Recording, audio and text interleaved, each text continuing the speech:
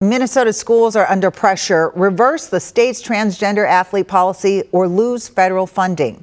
Title IX is a federal law which prohibits discrimination based on sex in education programs and activities that receive federal financial assistance. Frankie McLister explains why Minnesota is under scrutiny.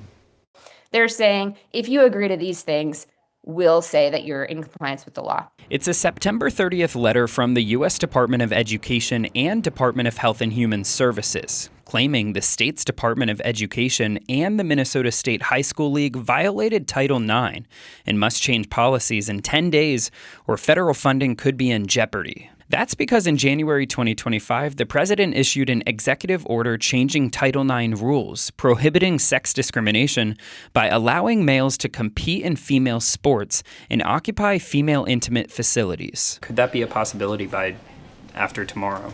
Well, certainly we're seeing those types of disputes play out in every sector right now, and the courts are grappling with that. C.B. Baga practices law around DEI and public interest issues and explains that the federal letter offers resolutions for the state. Minnesota law is very clear on the requirement that trans folks are protected under civil rights law. It's an issue sparking more than 165 statewide school board members to sign a petition urging Minnesota leaders to comply with federal demands.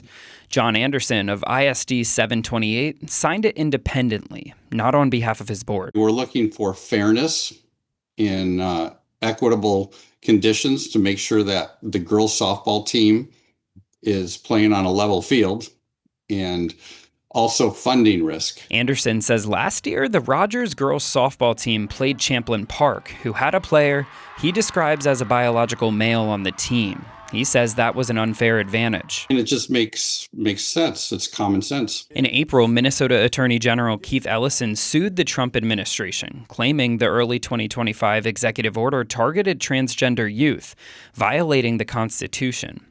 And in a statement to WCCO, he says letting the every small number of transgender students in Minnesota play on their school sports teams doesn't harm anyone, but segregating them does. The court will determine what the law is. Frankie McLister, WCCO News.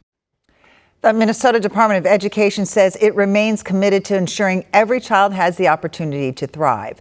The State High School League declined to comment.